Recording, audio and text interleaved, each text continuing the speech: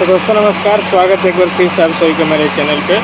दोस्तों इस वीडियो में हम जानेंगे डस्ट सेंसर यानी कि एकॉस्टिक सेंसर के बारे में, जो कि ईएसपी का जो कन्वेइंग लाइन या फिर जो वैक्यूम कन्वेइंग लाइन है उसमें डस्ट को मॉनिटर करने के लिए यूज़ किया जाता है। तो यहाँ पे देख सकते हैं ये एक डस्ट सेंसर का कंट्रोल यूनिट है यानी कि कंट्रोलर है, और ये सीमेंस मेक का है। तो ये सीमेंस का सीट्रांस CU02 ये इसका कंट्रोल यूनिट है, और इसका जो सेंसर है वो पाइपलाइन में लगा रहता है। ये जो कि देख सकते हैं कंड्यूट है, तो कंड्यूट के थ्रू यहाँ पे गया हुआ है, और ये जो ऊपर यहाँ पे कंड्यूट के थ्रू गया हुआ है, यहाँ पे ऊपर में लगा हुआ है, यहाँ पे सेंसर है इसका।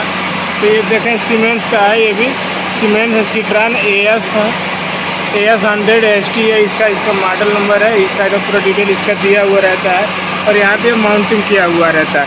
तो चलिए इसके बारे में पहले हम समझाते हैं कि इसका कनेक्शन कैसे किया जाता है, और वायरिंग कनेक्शन और इंस्टॉलेशन इसका किस तरीके से किया जाता है। तो सबसे पहले हम समझते हैं इसका सेंसर के बारे में।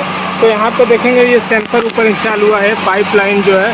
तो ये जो वैक्यूम का कन्वेइंग लाइन या फिर प्रेशर कन्वेइंग लाइन जो है जिससे कन्वेइंग होता है, तो उसके लाइन में लगता है यहाँ पे पाइप में पूरा ऊपर यहाँ पे लगा हुआ है वर्टिकल, और वर्टिकली यहाँ पे इसको रख कर वेल्ड किया गया था। वेल्ड करने के बाद यहाँ नीचे जो माउंटिंग डिस्क है उसी में वेल्ड किया गया है, और ऊपर ये सेंसर है, और सेंसर का जो वायर है वो यहाँ से आता है कंट्रोलर में। और कंट्रोलर में देखेंगे तो यहाँ पे इसका जो सेंसर का जो वायर है इसमें टोटल 6 वायर है, और एक सील्ड वायर है। तो सील्ड वायर का अलग रहता है, इसके अलावा यहाँ पे 6 वायर दिया हुआ रहता है।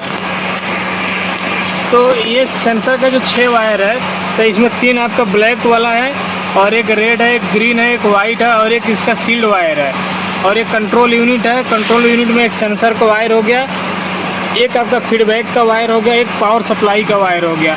तो ये पावर सप्लाई जो है इसमें 230 वोल्ट AC का पावर सप्लाई वाला ये कंट्रोल यूनिट है।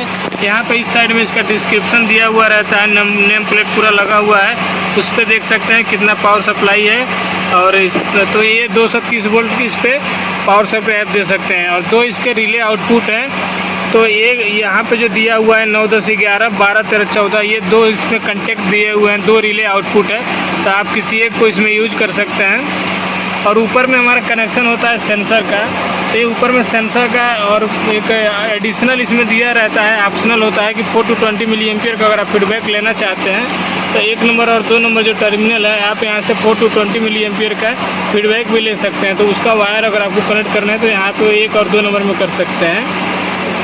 बाकी 3 नंबर, 4 नंबर और 5 नंबर जो होता है वो सेंसर का वायर कनेक्ट करने के लिए दिया हुआ रहता है। तो जो सेंसर का जो निगेटिव वायर है यानी ब्लैक कलर का जितना भी वायर होता है उसको आपको कॉमन में लगाना रहता है। यहाँ पे देखेंगे तो जो कॉमन लिखा हुआ है 4 नंबर टर्मिनल जो होता है वो कॉमन का होता है। तो कॉमन वाले पे आपको तीनों जो ब्लैक वाले हैं उनको लगा देना है।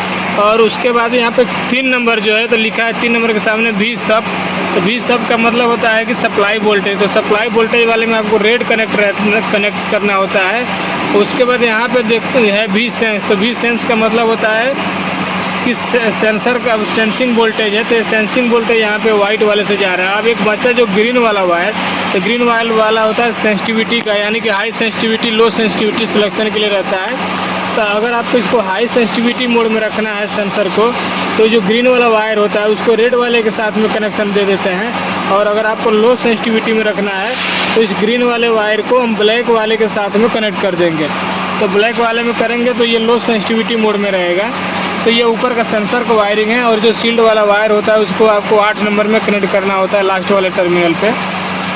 तो अभी इसमें देखेंगे तो पावर सप्लाई इसका ऑन हो चुका है, और एक कंट्रोल यूनिट में ऊपर रिले 1 है, नीचे रिले 2 का इंडिकेशन दिया हुआ रहता है।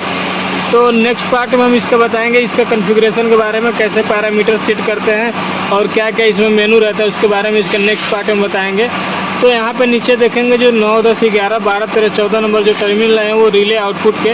तो ये जो 2 वायर है, ये 2 वायर आया हुआ है हमारे कंट्रोल रूम का DCS से, और DCS से आने के बाद यहाँ पे फीडबैक वाला वायर कनेक्ट है। 9 और 10 में ये कनेक्ट है। 9, 10 नंबर इसका जो है कॉमन और NO कॉन्टैक्ट है, तो 9, 10 पे लगा दिए हैं। और पावर सप्लाई का जो वायर आया है 230 वोल्ट का, वो 15 और 16 नंबर टर्मिनल पे लगाया गया हुआ है। तो इस तरीके से इसका वायरिंग कनेक्शन करते हैं। इसमें 3 वायर आता है, 3 केबल आता है, एक सेंसर का केबल, एक फीडबैक का केबल और एक पावर सप्लाई वाला केबल। तो 3 केबल इसमें आया हुआ रहता है। और तीनों केबल प्रॉपर कनेक्ट करने के बाद उसके फिर बाद हम पावर सप्लाई ऑन करते हैं। फिर जो नेसेसरी पैरामीटर जो होते हैं उनको सेट करना रहता है, यानी कि कितना इसका रेंज कितना डालना है।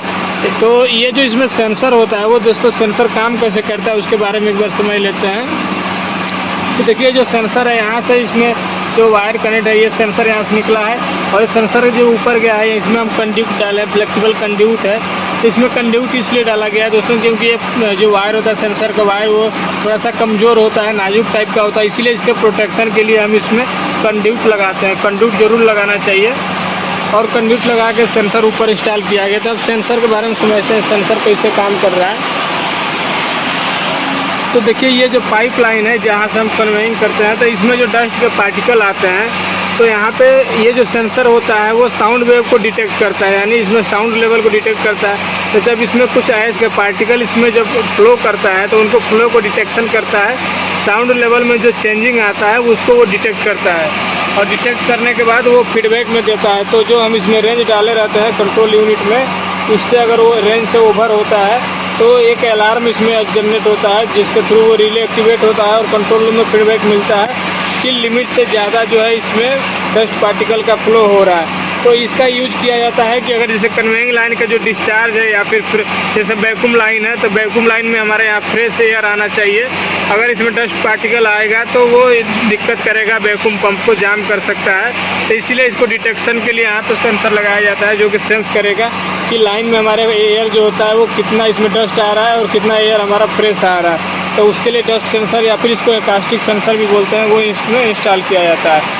तो दोस्तों नेक्स्ट पार्ट में हम इसके बारे में समझाएंगे, इसका जो कंट्रोल यूनिट है इसके किस तरीके से पैरामीटर सेटअप करते हैं, कौन कौन से मेनू होते हैं और इसको ऑपरेट कैसे करते हैं, उसके बारे में हम समझेंगे इसके नेक्स्ट पार्ट में।